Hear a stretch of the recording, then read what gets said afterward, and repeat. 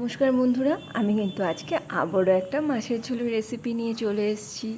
রেসিপির প্রত্যেকটা উপকরণের নাম আমি এখানে দিয়ে দিয়েছি। এটা কিন্তু আজকে ভোলা মাছ আছে, 4 পিস ভোলা মাছে আজকে আমি একটা পাতলা ঝোল বানিয়ে তোমাদের দেখাবো। বেশ কিছুটা সর্ষের তেল তো গরম করেই নিলাম।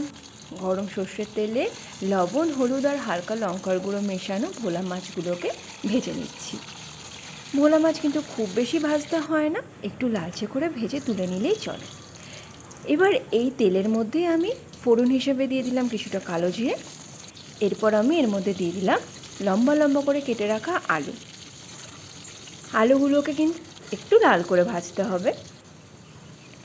আলুগুলো বেশ লাল করে ভাজা হয়ে এলে এর মধ্যে 1/2 চামচ হলুদ গুঁড়ো, 1/2 চামচ লঙ্কার গুঁড়ো আর ছোটো 1 চামচ লবণ দিয়ে ভালো করে মিশিয়ে নিতে হবে। সাথে সাথে কিন্তু ছোটো ছোটো করে কেটে রাখা টমেটোগুলোও দিয়ে দিতে হবে। প্রত্যেকটা উপকরণকে খুব ভালো করে মিশিয়ে নিতে হবে বেশ কিছুক্ষণ ধরে। মিডিয়াম ফ্লেমেই হবে রান্নাটা।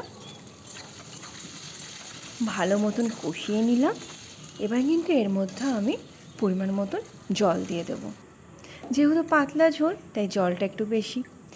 এবার কিন্তু ফ্লেমটাকে একটু হাই করে দিতে হবে, জলটা যাতে ফোটে ভালোভাবে। দেখো ভালোভাবে ঝোলটা ফুটে এসছে। এবার এই ফুটন্ত ঝোলের মধ্যে আমি এক এক করে মাছগুলোকে ছেড়ে দিলাম। হালকা নাড়িয়ে চাড়িয়ে মিনিট 15-র জন্য ঢাকা দিয়ে দিতে হবে মাছটা আলুটা সেদ্ধ হওয়ার জন্য। 15 মিনিট ওভার, ঢাকনাও তুলে নিলাম।